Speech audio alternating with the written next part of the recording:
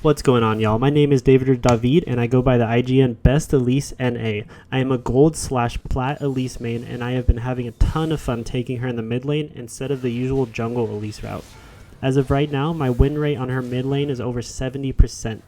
Elise brings a very good pick potential and kill pressure, decent wave clear, and incredibly good 1v1ing and 2v2ing with most jungle partners. If you want to spice things up mid lane and throw your opponent a curveball that they have likely not prepared for, then I would definitely recommend giving Elise mid lane a try. But enough about Elise mid, let's get right into the point of this video. Advanced Elise mechanics and tricks that you can learn and master. I will first be going over the skill, what it is and how to do it, then I will be explaining the situations you could use it in.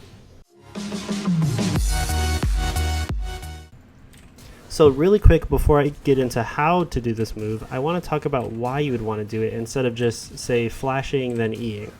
The main reason is that E flashing reduces the chance of counterplay from your opponent, whether it be from them dodging it with flash or blocking/nullifying it with a wind wall or even a spell shield. If the opponent is ready for this, you could even further mix it up by changing the direction during the spell. We'll get more into this later. So how do you do this move? It's pretty straightforward in the name. You just E or cocoon, then you flash. Pretty simple, but the timing is very strict, hence why I gave it a 3 out of 5 difficulty level. If you do it too slow, then the cocoon is fired from your starting pre-flash position, which is a move in itself that I will be going over next. But it is not the move that we are most likely wanting to do. Your fingers sort of want to roll from your flash key to your E key or cocoon key when executing the move. This move is exceptionally potent as a jungler. Flash cocooning from the Fog of War is nearly impossible to dodge and usually results in a kill. It could also set up picks when rotating or trying to siege/defend an objective. In lane, you can use it to surprise your opposing laner and either set your jungle up during a gank, making them burn a summoner spell in return for later ganks, or simply just to solo kill them. If you're interested in becoming a better Elise player, this is most definitely a good step to start on. Delayed E flashing is similar to E flashing, but you want to flash a little bit later after cocooning. When doing this correctly, the cocoon shoots out from where you start before the flash, and Elise finishes the animation at whatever point you flash towards. The timing on this is incredibly more forgiving, which is why it deserves a 1 out of 5 difficulty level. To do this, simply just press E or cocoon, then flash during the cast time. Very simple.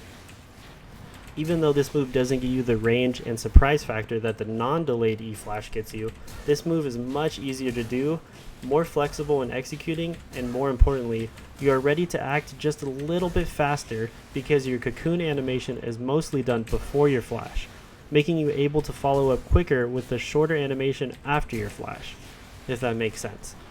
Delayed E flashing is good when you know they can't dodge the cocoon and you want to finish the kill quickly, or, as I will explain on the next advanced move, when you cocoon someone, believe yourself vulnerable and you need to dodge or risk dying or taking unnecessary damage. This move isn't as potent as a non-delay E flashing, but practicing this one and the next one more importantly will help you win trades cleanly and make you look like an insane Elise player. This move is nearly identical to our number 2 move, but instead of flashing towards your cursor where you throw the cocoon, you flash in another direction. To do this, you must use your E or cocoon, then quickly shift your cursor to another direction from your cocoon to where you want to flash to. The timing on this is very strict, and you will definitely want to practice it a ton before using it in a live game. Advanced delay E flashing is so good when fighting someone. You will be able to hit cocoon and dodge whatever skill shot that they might throw at you, then go in for the kill while they are all webbed up. Alternatively, this move can be done in situations where you want to flash over terrain. For example, if you just cleared the dragon, but you are still stuck in the pit with your back to the wall, you could cocoon an advancing enemy, then flash over the wall behind you.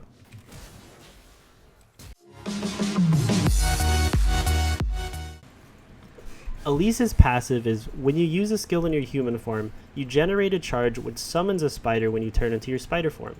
The ratio is 1 to 1, so one skill in human form always generates one spiderling in spider form. These spiderlings will attack whatever you attack, so when you are jungling, they will help you do more damage to the camps. This information is pretty well known, but what most people don't know or haven't thought of yet is that you can manually control your spiderlings and effectively choose what they attack or aggro. This isn't as important in the jungle, but laning as Elise, this is immensely important. You can essentially have your spiderlings tank the wave for you, giving you a much easier time freezing the wave where you want, or even stopping your opponent from pushing you in so easily and crashing the wave onto your tower so that they can roam or base. Thankfully, this isn't much of a skill, but more of a mechanic that you can practice easily and learn to master. In spider form, your spiderlings automatically attack the closest target to you in a small range. Once you step out of that range, they drop aggro and just follow you around. If you choose to attack someone, repel, or cast your Q on a target, your spiderlings will follow you up and attack the same target as you. Knowing this, in lane, you can spider form and use your spiderlings to tank the wave, while you sit just inside the range for your spiderlings to hit the minions. Positioning is key here, because if you wander too far to, say, dodge a skill shot in lane, your spiderlings might drop the aggro and the wave could crash onto your tower. Learning the aggro range and focus mechanics on your spiderling is key to mastering wave control as Elise. So the jumping spider occurs when, as Elise, you use your spider form Q while your human form W is out and about.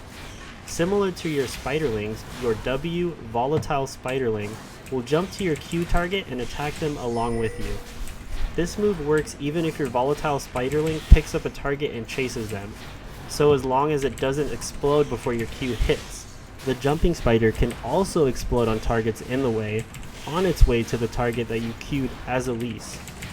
To do this move, simply throw out your human form W and then swap to spider form and Q an enemy. You can use this move when ganking as surprise damage, such as throwing your W behind you, repelling onto an enemy and queuing them, bringing the volatile spiderling to you for an easy burst and possible electrocute proc. Although be careful, because there is a range limit to this move, where if the volatile spiderling is too far from your Q target, it will not jump and you will have a wasted cooldown.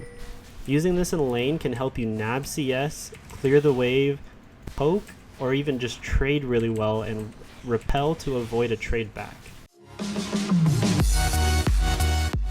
Now this mechanic I found out just from playing Elise in lane, and I don't know how useful it is, but it looks cool.